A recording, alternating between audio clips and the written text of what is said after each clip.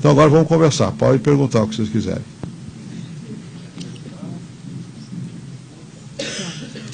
Você queria saber...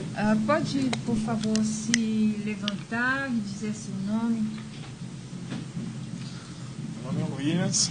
Eu queria saber porque entra e sai governador aqui no estado de São Paulo e ninguém toma uma providência em relação à Cracolândia aqui no centro da cidade, que aparenta ser um descaso assim, dos governantes.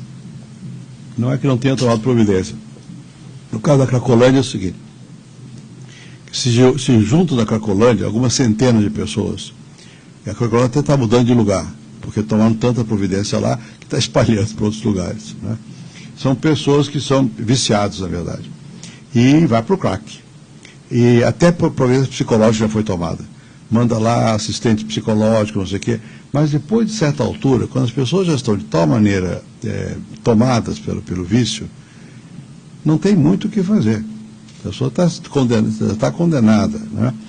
E o que o governo pode fazer? Botar na cadeia? Vai piorar. Eles não têm casa, né? Então, é um problema que não se resolve, não tem como resolver o problema. Resolver significa tirar da nossa vista, botar mais longe, mas não resolve, né? Então, quando foi feito um esforço grande na Cracolândia, o que era a Cracolândia, vai mudar, porque vão fazer urbanização e tal, então esse pessoal vai sair daí. Nesse momento, eles estão usando um buraco criado pelas obras da escola de dança em frente ao ZESP. Né? E se vocês forem aqui pelo viaduto, pelo Minhocão, vai descer por Orochi, tem uma saída ali, olha à direita, tem 30, 40 pessoas, ex-Cracolândia. Ex-Cracolândia. Quando você começa a atacar no lugar, vão para outro lugar. Agora, não é muita gente, é como um negócio de menino de rua. Foi feito muitos levantamentos aí, muitos. Não chega a 2.000, é menos do que isso. Né? Você pode dizer, só tão poucos, por que não resolve? Porque não é solúvel. Você tira o menino da rua, põe aonde? O albergue tem um lugar vazio nos albergues, muitas vezes. Não adianta. Foi criada uma cultura na rua. E muitas vezes você tem até casa, mas não aguenta a casa, porque a casa é violenta. O pai bate na mãe, todos batem no filho. Então são problemas da sociedade que o governo não pode resolver sozinho. Né? Por mais que queira, ele não consegue. Por isso que eu digo, é o problema de cada um de nós. É de cada um de nós. Claro que está ligado com outras coisas. Tem desemprego também. Se você tiver emprego, provavelmente será mais fácil, se tiver emprego para todos. Né? Não é que resolva, porque na sociedade de abundância está cheio de drogado. Né?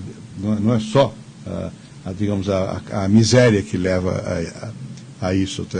Não, são outras coisas. Então, a Cracolândia é isso. Em cada lugar do mundo você tem os locais digamos, os detritos da sociedade. É terrível dizer o que eu estou dizendo, mas é a verdade. Que acontece pessoas, e alguns são, de alguma maneira, você não tem como recuperar, não vai. No caso, eu tenho certeza que no caso não tanto de droga, mas de pessoas de rua, foi feito um esforço com o Hospital das Clínicas e leva gente leva psiquiatra e tal, as pessoas não aceitam o tratamento, não fazem o tratamento. O que você faz? Leva comida. Para o pessoal que mora na rua, você tem albergue e tem comida, dá sopa, dá não sei o quê. É o preço que a sociedade paga por ela ter sido incapaz de dar uma coesão nas pessoas, nas famílias e na vida, para que as pessoas não desgarrem. Sempre os que desgarram, há alguns que desgarram, e quando esse número aumenta muito, é dramático. Eu vi, por exemplo, se você pensar que só aqui, em Los Angeles, com uma pessoa que aliás vai falar aqui, o Castells, que veio aqui essa semana falar, que é um grande especialista em sociologia urbana. Eu fui com a minha mulher, com a Ruth, a Los Angeles, e nós fomos ver no centro de Los Angeles os homeless, quer dizer, os que não têm casa. E lá tem um rio, a beira do rio está cheia, é como a Cracolândia aqui. E tem bairros, em cidade próspera, Califórnia, tem bairros onde você fica com medo de andar, de tal quantidade de drogaditos que ficam andando pelas ruas. E não pode dizer que a polícia americana não é que são problemas difíceis de resolver.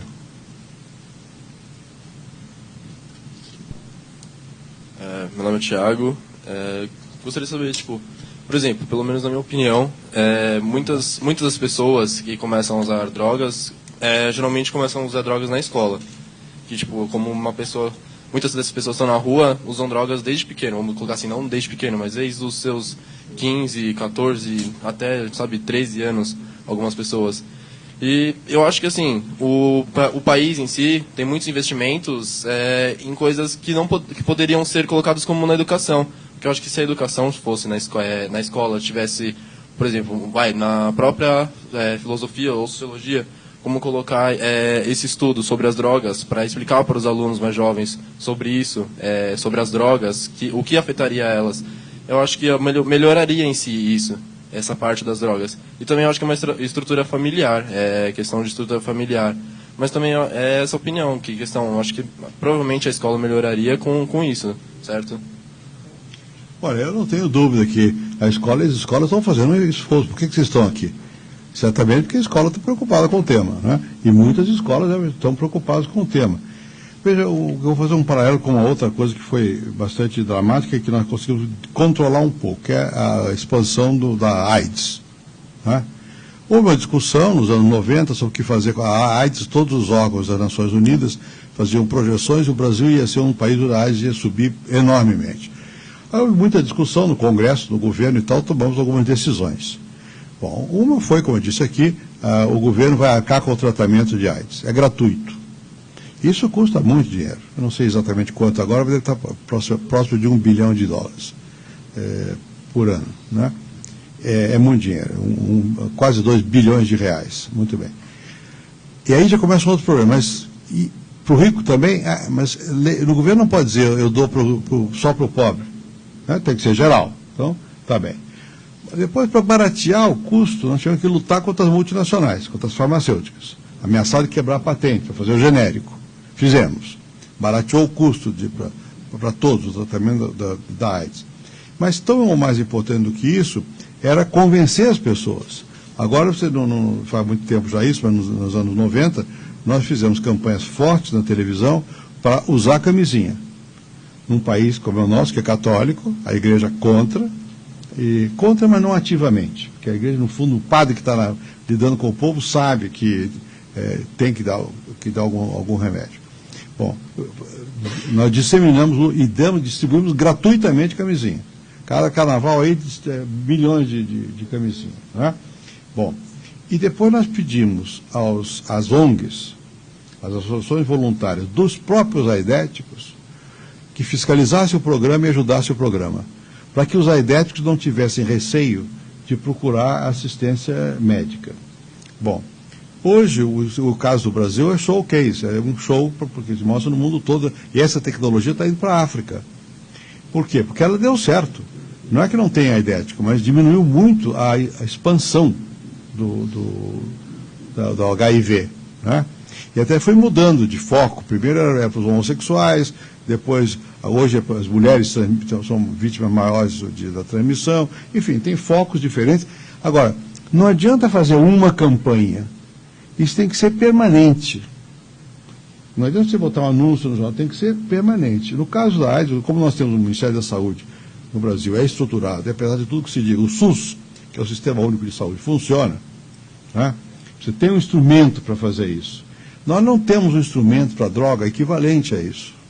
O governo ainda não entendeu, e eu não estou acusando este governo, porque eu também fui governo, o Estado não entendeu que tem que tratar a droga de uma maneira mais consistente, mais persistente, e não só com a repressão, não é?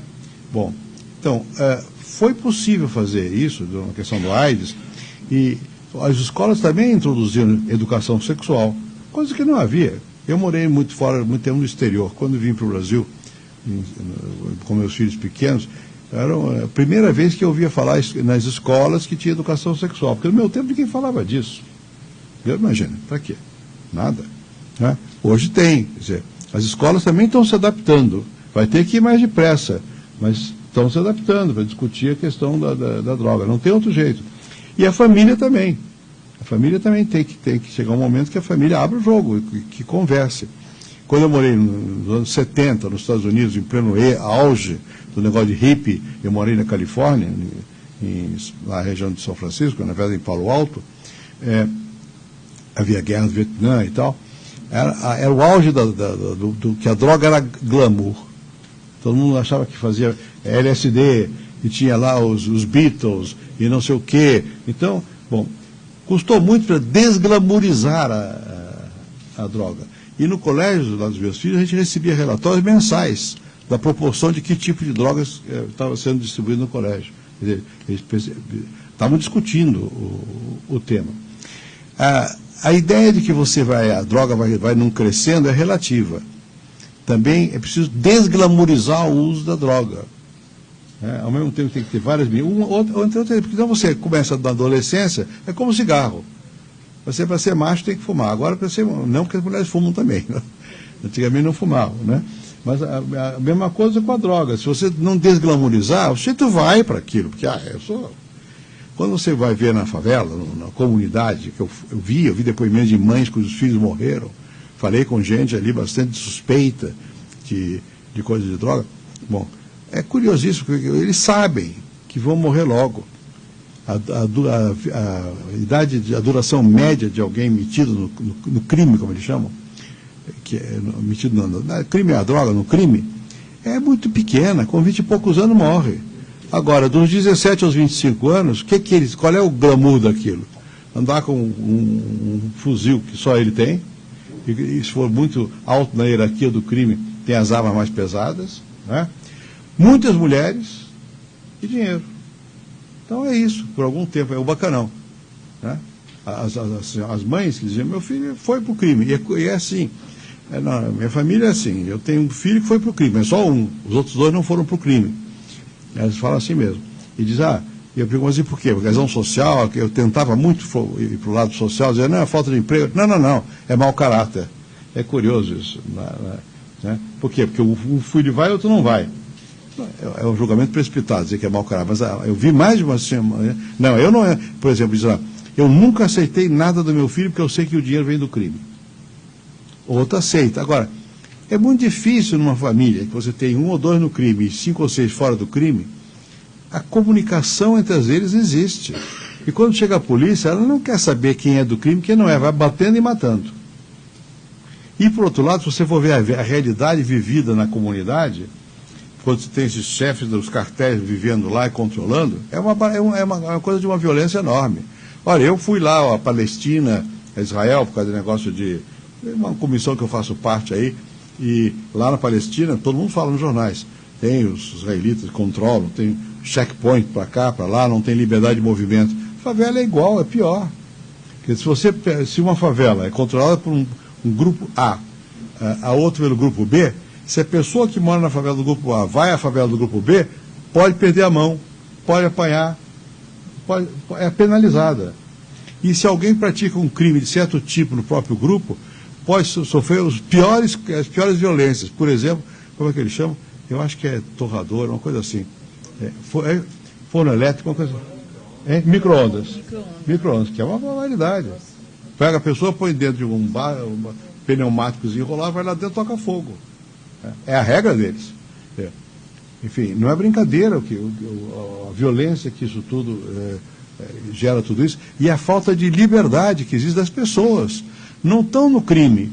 Então, quer dizer, tem vinculação porque moram ali, porque a família está, não sei o quê. Então, vou dar um outro exemplo para ver como é difícil lidar com essas questões. Tem um venezuelano que mora nos Estados Unidos, esteve aqui recentemente, há um ano, e escreveu um livro sobre o crime a partir da globalização. Tudo se globalizou, o crime também. Né? Bom, você está no México. México, como eu disse aqui, a Colômbia foi muito atacada, então o grosso foi para o México. O México tem que mandar a droga para os Estados Unidos. O sujeito que transporta fruta, tomate ou laranja para os Estados Unidos, ele é um negociante, um transportador. De vez em quando ele pega um pacotinho de droga, porque vale tanto aquilo, que ele, no meio da laranja, ele mete a droga. Então, quando você entra numa situação dessa, o que é legal, o que é ilegal, é tênue. Quem faz isso, porque de vez em quando, para ganhar um dinheirinho, quem faz sempre acaba enrolado na cadeia do crime. Então, para você desfazer isso, é o que você disse, tem que desfazer em toda parte. Na família, na escola, não sei o quê, no governo. tem que entender o processo, tem que se preocupar com a questão, tem que ter uma cabeça aberta para poder ouvir o outro, né? E entender a situação. Se você for ver, como eu vi essas senhoras, algumas tinham filhos mortos lá, né? Elas descrevendo qual é a realidade delas, e a visão que elas têm do crime e não crime é muito diferente da nossa. E para eles a polícia é tão bandida quanto um bandido. Porque a polícia está lá matando também. Como é que muda tudo isso? Para a pessoa ter confiança na polícia. Quem mais?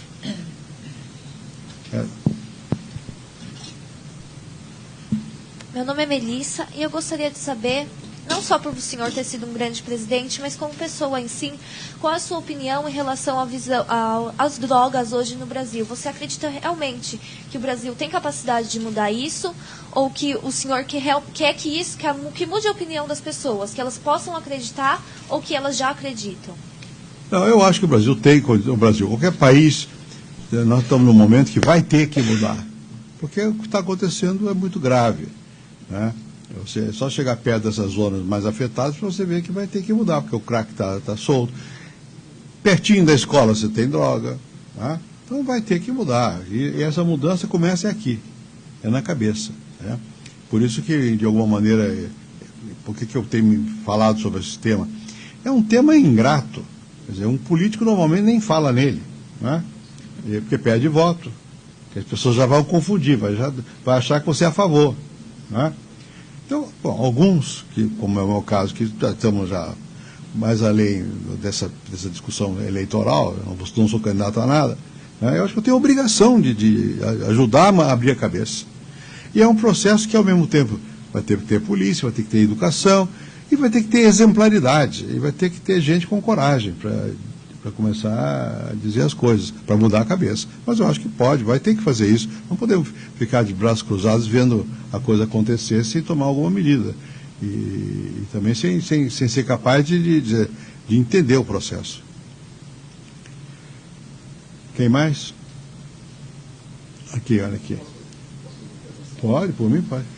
Era justamente nesse sentido que o senhor estava colocando, acerca de não ser politicamente favorável ou viável, né? Infelizmente, né? Porque enquanto nós não tivermos uma discussão aberta, né? Esclarecedora para a sociedade como um todo, né? Será muito difícil, porque é como o senhor disse, né? Você tem um posicionamento acerca da descriminalização. E nós já tivemos políticos em processo eleitoral e agora mesmo se colocando, ou são banalizados, ou são colocados, ou são, né, logo se repreende a postura, a própria imprensa, as instituições, né? Quer dizer, falta coragem para que haja essa discussão mesmo, né? Então, a questão é como mudar ou reverter esse processo político, né? Eu acho, eu tenho mencionado isso. Tem um deputado do PT, chama-se Paulo Teixeira, que fez um projeto lá audacioso. Ele era mais preciso na definição de que não se pode botar na cadeia o usuário, e a audácia dele não era só de precisar isso, mas ele dizer que foi além disso. Ele disse, mesmo aquele que está envolvido com um avião, quer dizer, que é ajudante, que não tenha precedente criminal, não deve ir para a cadeia. Eu apoiei esse rapaz. O ex-ministro da Justiça do governo atual, que hoje é candidato do Rio Grande do Sul, estava numa posição correta também nisso. Ele foi lá, almoçou lá em casa para nós conversar, porque eu acho que não tem que ter negócio de partido nessas coisas, né? Quer dizer, o rapaz que hoje é o terceiro na hierarquia do Ministério da Justiça, esqueço o nome dele agora, e também tem uma posição boa. Quer dizer, precisa ir ganhando as pessoas e os políticos. Até agora, você pode ver nessa campanha, o que os políticos disseram? Eu sou contra a droga, criminoso vai para a cadeia. Tá bom, todo mundo é contra a droga e criminoso tem que ir para a cadeia. Não disseram nada. Responderam ao preconceito, ao estigma. Não, eu não estou nessa. Né? Todos. Né? Nenhum teve coragem de dizer, olha, né? Porque eles acham que se disser vão perder voto. Será? Isso eu me lembro que nos Estados Unidos era assim também. O Obama foi o primeiro, não, o Clinton também, que disseram que tinham experimentado droga. E se elegeram. Eu não quero dizer que você tem que experimentar droga para se eleger. Né? Não, estou dizendo que isso não pode, simplesmente porque já experimentei e está liquidado. Também não dá, né? Mas virar uma exploração, né? Na hora. A exploração é imediata. É imediata. Se eu fosse candidato agora, estava perdido. Diga você.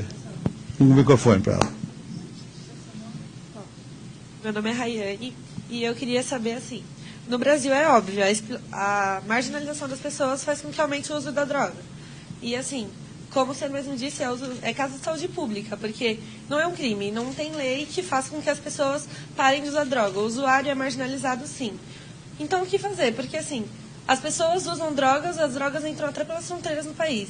Não tem uma lei que faça com que as pessoas parem de usar droga e, ao mesmo tempo, quando entram na favela para poder combater o crime direto nas pessoas que usam, como o tráfico, que isso é o crime, a sociedade olha de um modo como que estivesse matando. Como foi dito, a família vê o crime de um modo diferente do que a sociedade de um modo geral. O que deveria ser feito no Brasil, na sua opinião? Veja, para começar, precisa corrigir uma parte que você disse, que é o seguinte: não é o pobre só que se droga, a classe média e os ricos. Né? Festa de rico de classe média tem droga. Né? Faz de conta que não. E como? Faz de conta que é só na favela, que são marginalizados. Não. São marginalizados os que são pobres. Os que são pobres. Os que não são pobres, numa boa, ninguém vai reclamar tanto assim. Isso também tem que ser dito. Porque dá a impressão que a droga é deles. E eles são os excluídos. Não. Né? E também as pessoas que consomem, que são de classe mais rica, devem entender que eles estão financiando o crime. Né? Eles são corresponsáveis pelo que está acontecendo lá, porque estão ajudando. Né? Então eu acho que a gente, por isso que eu acho que deve ser mais amplo. Olha, não me venham com essa, muita gente usa droga, e por usar, só por isso eu não posso estigmatizá-lo. Eu tenho que entendê-lo. E tenho que ver o que eu faço com ele, como é que eu vou poder lidar com essa pessoa, e não como é que eu vou excluí-la, que é o que acontece aqui, faz de conta que não é nada e vou excluí-la. Essa é a minha atitude. Se as pessoas tomassem mais à frente, no caso, tendo acesso à comunicação, como se todo mundo tivesse acesso a uma palestra como essa, onde tivesse maior facilidade de diálogo sobre a droga, seria um bom passo. Eu acho que sim, Por isso... problema de saúde pública, porque o usuário ele vai preso como criminoso, como se ele fosse a pessoa que traficasse a droga, como dependente químico. E o governo do Brasil não investe. Investe muito menos do que deveria. Né? Muito menos do que deveria. Agora, como não dá para fazer palestras com todo mundo, estamos fazendo um documentário, filme, que talvez seja mais fácil, e não é eu falando só, não. É gente dizendo sua experiência, e também não é um documentário para dar uma receita. Eu repito, não tem receita. As pessoas têm que buscar os caminhos. Eu tenho uma pergunta. O senhor viu 5 vezes Favelas e Agora por Nós Mesmos? Vi. Um filme que passa agora. Eu vi. Viu? Eu vi. Vocês viram esse filme? Ouviram falar? 5 vezes Favelas. Sim. Eu aconselho ver esse filme, porque justamente ilustra perfeitamente o que o presidente disse, particularmente nas favelas, porque são jovens das próprias favelas que filmaram, né? Que fizeram tudo, são 5 episódios. E o que se vê perfeitamente é que fica muito difícil para quem não é da favela, enfim, entender, essa promiscuidade entre o que é o bem e o mal, o crime e não é o crime, todo mundo está dentro. E essa história das favelas separadas por traficantes, de um menino que vai atrás de uma Aquela pipa, é muito bonita, aquele episódio. A pipa dele cai na outra favela. E então a história eu não vou contar, mas eu acho que é um filme muito bonito de se ver. Quer dizer, são 5 episódios, são diferentes um do outro, mas particularmente quanto à polícia e aos bandidos, então aí é muito bem mostrado. Mas o mais interessante é isso, quer dizer, a pessoa é do bem, mas está no meio da coisa, de repente precisa de um negócio, aí vai buscar o dinheiro onde não deveria ir buscar, e a coisa vai dessa maneira. É um filme interessante, realmente. Essa da pipa é muito... Não dá soluções. E vê claramente que se você é de uma... conversar se você é de uma comunidade, não pode ir para outra. A criança apanha. Mais alguma? Vamos lá. Então, como já foi dito, Camila, a droga é uma questão de saúde pública. Só que esse ano o governo investiu mais em publicidade do que na questão da saúde. Eu queria saber como funciona a questão da prioridade. Como que eles colocam a publicidade do governo acima da saúde das pessoas? Porque eu não sei onde eu vi isso, mas o que eles dão para o Estado investir com dependentes químicos não chega a ser R$800 por, não sei se é por pessoa. Isso não tem como tratar. Se uma pessoa quiser ter um tratamento de qualidade, tem que arrumar um jeito de pagar alguma instituição. Veja, a questão é a seguinte. Você disse, não é que o governo tenha... O investimento de saúde é muito grande. O investimento nessa questão específica que deve ter sido menor que a publicidade. Eu não conheço o dado. Mas provavelmente, no que diz respeito ao uso do recurso para tratamento de adictos, de gente viciada em droga, pode ter sido menor do que o gasto em publicidade, que foi enorme. Né? Mas não em geral. Em geral, a saúde é um gasto bastante grande no Brasil.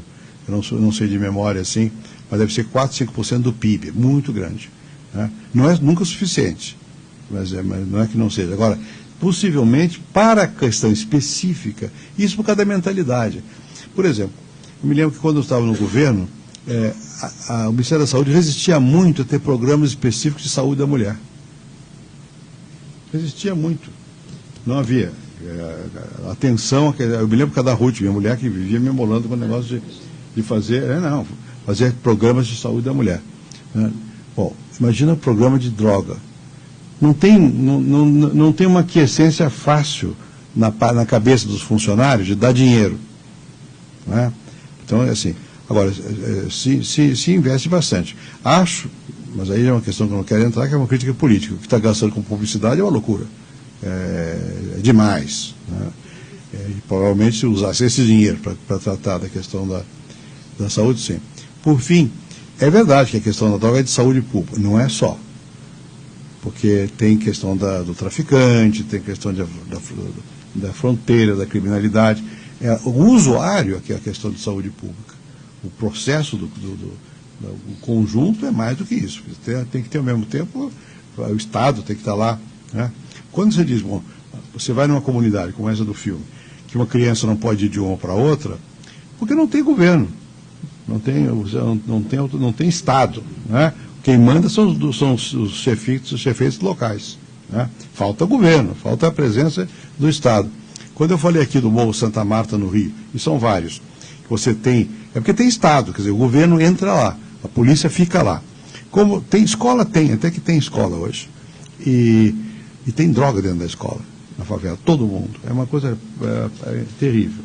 Mas tem escola, mas não tem segurança. Agora lá começa a ter alguma segurança. E, em geral, o que eles fazem? Tem que acoplar a presença de uma autoridade militar com a presença de ações sociais, ONGs, e não sei o quê, e emprego.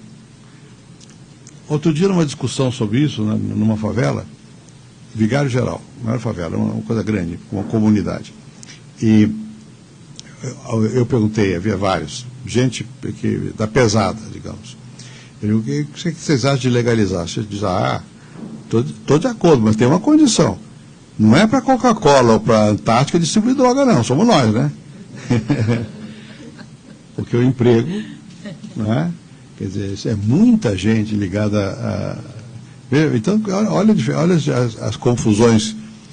Quando eu digo que tem tantos problemas, não é que ele não tem que atacar, é pelo contrário, que já devíamos ter atacado. É como a questão do aquecimento global. É tão difícil, mas se não fizer alguma coisa, nós vamos torrar. Não é? Quer dizer, o fato de ser muito complexo não é para dizer que não é para fazer, é para começar logo. Última questão, se é que tem questão.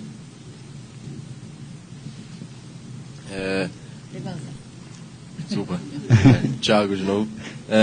Já mudando um pouco de assunto, já como acabou mudando nesses investimentos, gostaria de saber sobre a sua opinião, porque o Brasil, vamos colocar como, entre si, ele tem muitos estados, só que sendo eles 4 estados, que é a região sul e São Paulo, como sua economia principal. E como acho que seria cerca de 30% da população total do Brasil inteiro. E é um investimento que o país não coloca como um principal.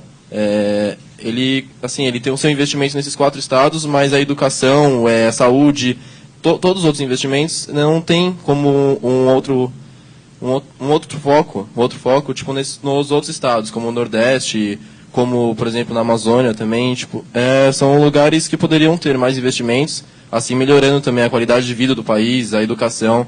Acho que é muita questão de desigualdade, pelo que eu vi agora no meio do ano, que foi feita uma estatística da desigualdade dos países, e o Brasil está entre os 5 países que tem mais desigualdade no mundo inteiro.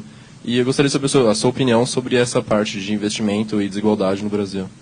Bom, isso é tradicional, que nós temos um país de alto nível de desigualdade, né?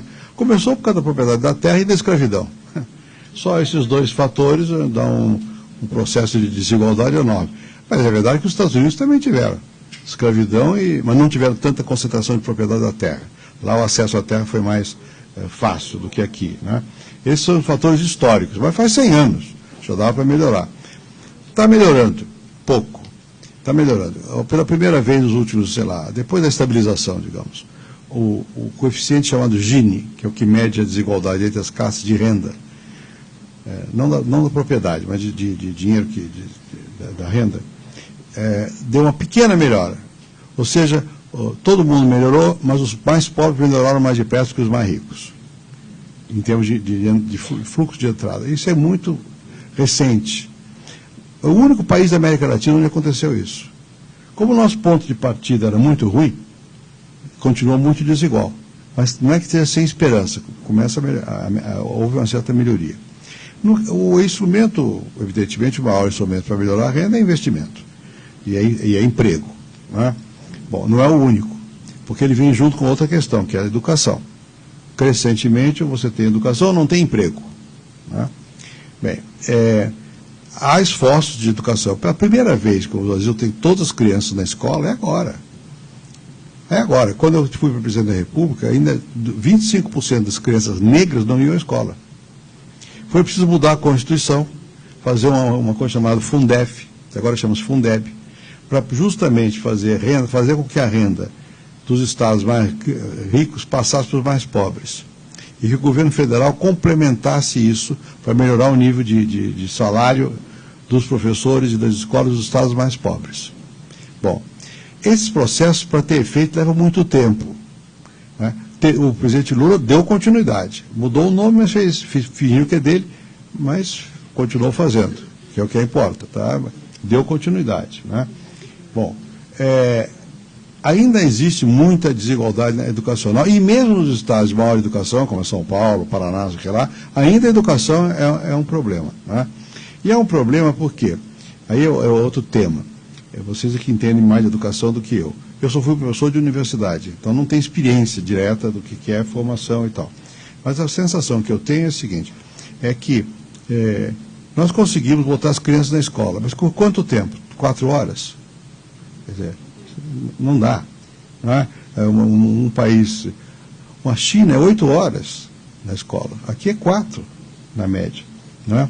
Bom, aqui quando eu fui presidente, ainda no que chamavam de professor leigo, ou seja, professor que não tinha feito curso, era 25% dos professores da escola fundamental, 25% dos professores, neles mesmos não tinham ido à escola.